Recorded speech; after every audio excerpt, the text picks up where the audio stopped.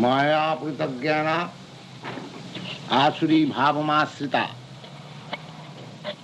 Last day we have been discussing 4 classes of men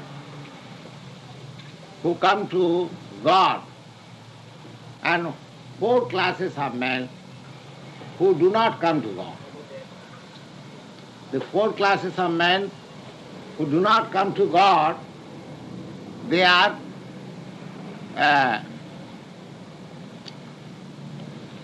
impious, foolish, lowest of the mankind, and their knowledge is taken away by the illusionary energy, and they are atheists.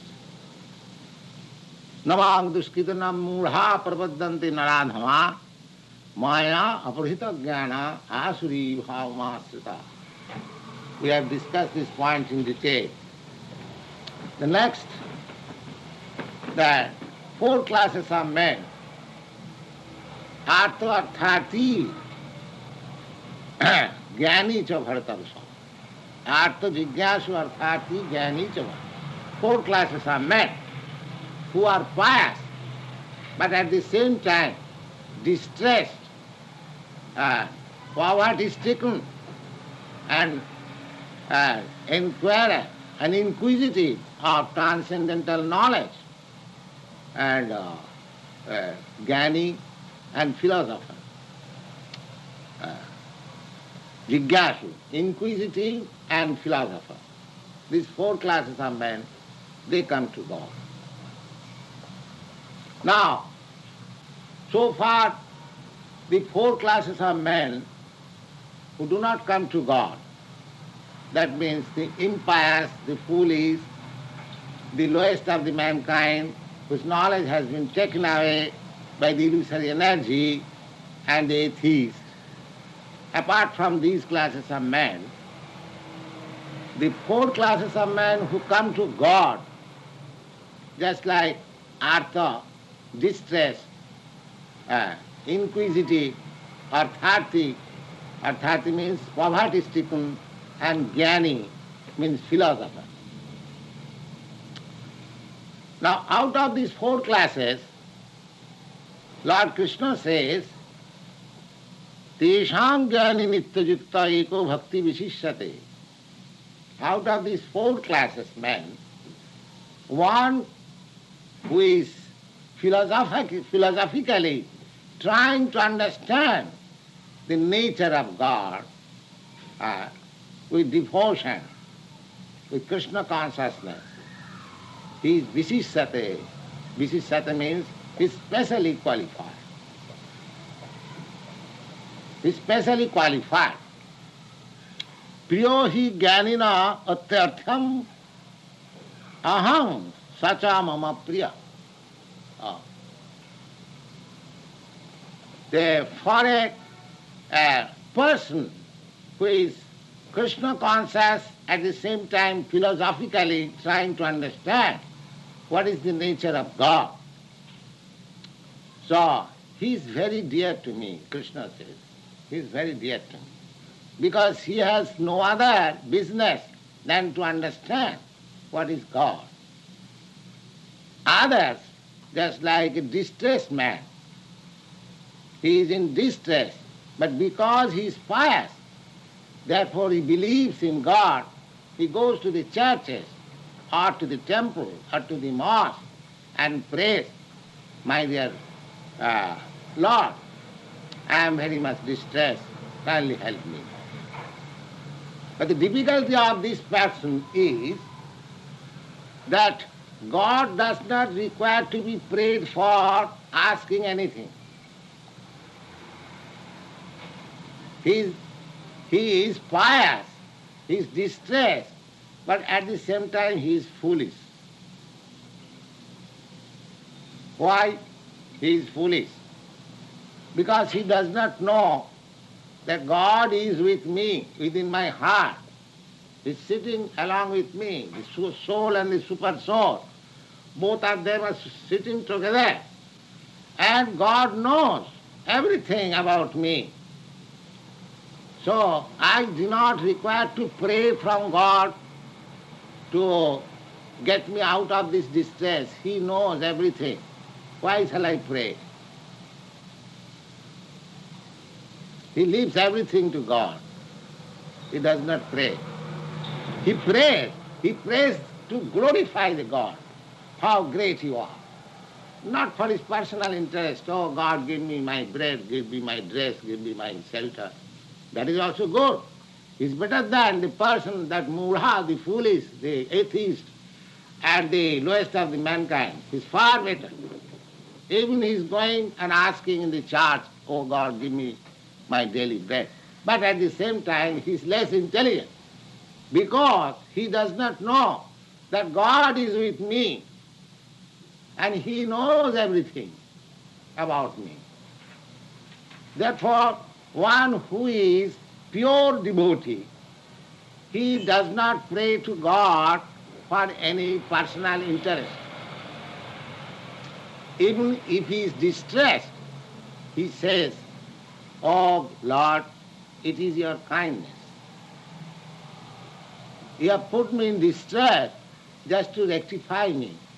I would have been put into more and more 1,000 times in distress, but you are giving me little, that's all. That is your great mercy. That is his vision.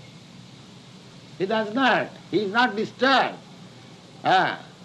Tullarthamanapamana. A person who is in Krishna consciousness, he doesn't care for all this material distress or insult or honor, because he is aloof from this. He knows very well that this designation, this honor or this insult, they are pertaining to my body, but I am not this body. Just like in Socrates was condemned to death because he believed in the an immortality of the soul. So he was condemned to death and he was asked to take hemlock or something like that, poison. And the judge wanted, well, Socrates, how do you want to be put into the grave? He replied, first of all you catch me, then you put me into the grave. You are dealing with my body nonsense. I am out of this. So you kill me or put me into the grave or whatever you like, I don't mind. First of all you catch me, then you put me into the grave. So this is one who is completely conversant with Krishna's science. He knows very well, I am not this body. I am part and parcel of Krishna. My eternal relation with this Krishna. But somewhere or other, I have been put into this entanglement of this material body. All right. Now I am in sense. I get aloof from it.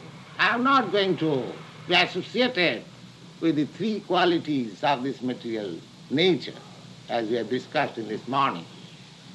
I am not concerned with the modes of goodness, and modes of passion, and modes of ignorance.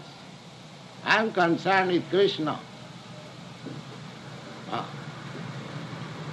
Therefore, such a learned and who has understood his real position and his relationship with Krishna, he is gaining. He knows. Therefore, he is very much dear to Krishna. And Krishna always guides him. This man who is in distress goes and prays to God. That praying of God is an asset to him. But it may be when he is put into opulence, he forgets God. There is defect in that. But a jnani, one who knows, will never forget God. His business will go on, continue. Therefore, Krishna says, Tisham jnani nitya yukta. Jnani is nitya yukta. Jnani He is not a jnani or man in knowledge who is not eternally engaged in the service of Krishna. There is a class of jnani, impersonalist. They say that because to worship impersonal is very difficult for us, so imagine some form of God. They are not jnani, they are fools. Oh, you cannot imagine the form of God. God is so great. That may be your imagination, but that is not the form of God. That is concoction. Oh. They are called iconographer. Iconographer. There are two classes of man, iconoclast and iconographer. Those who imagine the form of God, they are not jnani, they are iconographers. And those who think that I have killed God or I have finished God, they are iconoclast. Just like in India we had experience. During British days there are Hindu-Muslim riots. So the Hindus would go to the mosque of the Muslim and break it, and the Muslim would go to the temples of the Hindus and break the idol, and they will think that we have finished Hindus' God. Just like Hindus also will think, oh, they have broken their mosque, therefore have broken their God. These are foolishness. In another case I have got experience when there was, non-cooperation movement of Gandhi's. The people became riotous and they began to break anything government, especially the post boxes on the streets. They thought by breaking the post boxes they are finishing the post office. So these are foolishness. They are not jnani. One who has got real conception of God, they have no quarrel with each other. All the history of religious fight, Hindu, Muslim, or Christian, non-Christian, they are all ignorant. They are all ignorance. One who is in the knowledge, he knows that God is one. God cannot be Hindu, God cannot be Muslim, God cannot be Christian. God is God. He has no material qualification. It is our conception that God is such and such, God is such and such. That is imagination. That is called iconographer. So they are not jnani.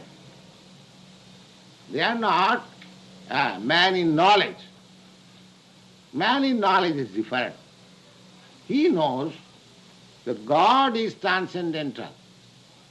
Just like even Shankaracharya, the impersonalist, he says, Narayana para abhatyat. And in this morning also, we have discussed this point that one who knows God transcendental, above these material qualities, he knows. So therefore, Krishna says here, Priyohi Jnanina Atyartham. The man who is actually in knowledge of the science of God is very dear to God. Priyohi Jnanina Atyartham Aham Sacha Mama Priya. That is the personal relationship with the devotee of God. The devotee, he does not know anything beyond God, and God also does not know anything beyond his devotee. So sweet relation. God is always after me, as we have discussed many times, that he is sitting in the same tree In this heart I am sitting and my friend God is also sitting, super soul, eternal. Wherever I am taking my transmigration, when I leave this body and enter into another body, God also goes there just to see what I am doing. When I shall turn my face towards him, he is simply waiting. And as soon as I turn my face towards God, he says, my dear son, come on. Sacha mama priya. Lord says, you are eternally dear to me. Now you are turning your face to me, so I am very glad. Therefore, Jnani, one who understands the science of God, simply God is good. That is also very good. But one should understand what is it. That science of God is Srimad Bhagavad and Bhagavad Gita and Srimad Bhagavad.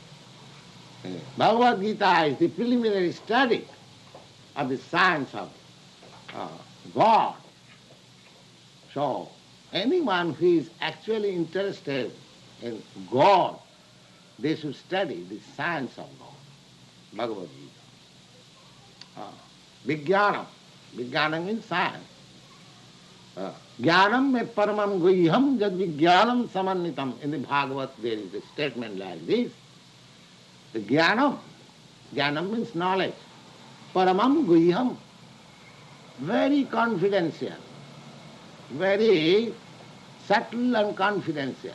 Paramam guhyam jad vijnana samannitam, which is full of scientific knowledge. Sarhasam, it is full of mystery also. Jnanam me paramam guhyam jad vijnana samannitam sarhasam tad angancha. And how to understand the different departmental knowledge of God. Grihita gadidang maya. That knowledge can be imparted by God himself. You cannot manufacture the knowledge of God. As you discover some scientific knowledge of this material world, similarly, you cannot discover God by such knowledge. That is not possible. The knowledge of God can be had when it is explained by God himself or a bona fide representative of God. That is the process. Therefore, in the Bhagavad Gita you find Jada jada hi dharmasya gnani bhavati bharata abhuttanam adharmasya tadatmanam sujamaham.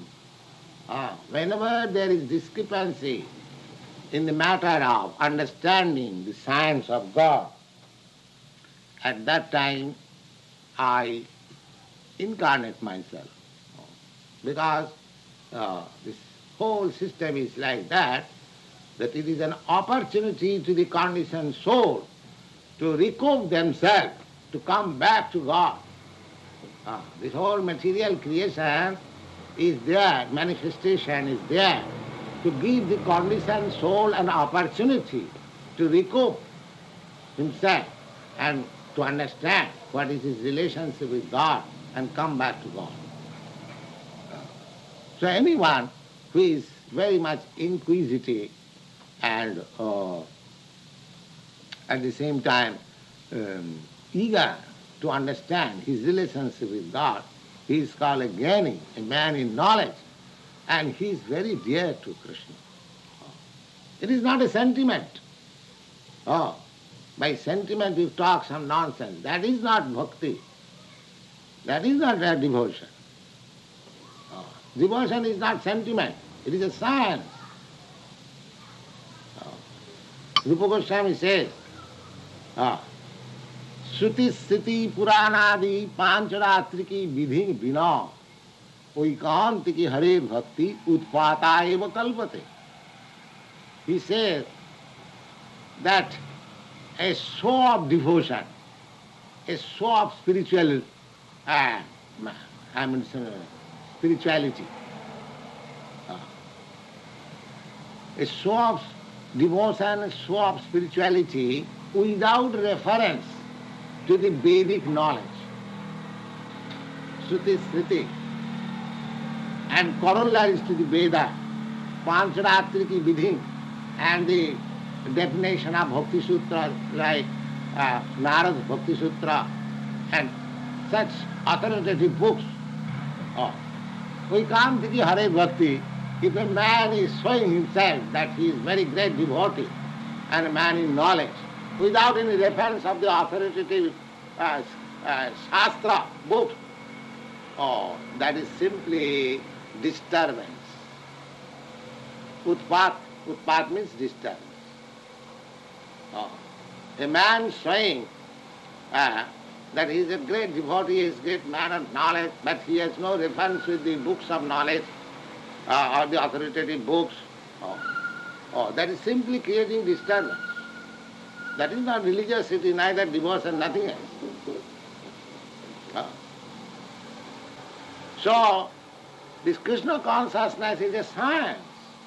We have to take it scientifically as they are described in the authoritative books and test it by your reason and argument and knowledge and follow it. It is science. It is not sentiment. Whatever we are doing here, the dancing, singing and everything, that is all scientific. Simply you have to understand it. Therefore, Jnani, only a person who is in knowledge, who is in knowledge of the science of Krishna, he can make an rapid advancement, and he is very dear to Krishna. Because it's slow but sure, he is making sure progress. It is no sentiment. So Jnani, priyahi jnanina atyartham. Atyartham means very aham. Krishna is very dear to the person in knowledge, and that man is also very dear to Krishna. Reciprocal. If you love Krishna, then Krishna will love more than you. You can what capacity I have got to love Krishna, but Krishna will love. He has got immense capacity. So that is science. And what is the next?